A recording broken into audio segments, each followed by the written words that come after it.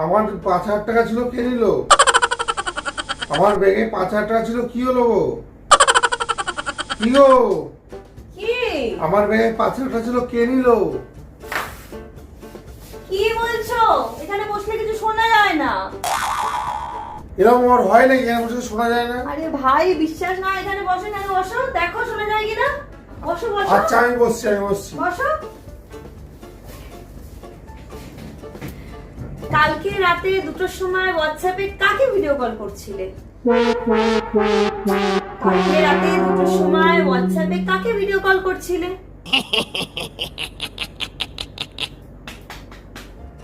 হ্যাঁ, ঠিকই তো বলেছো।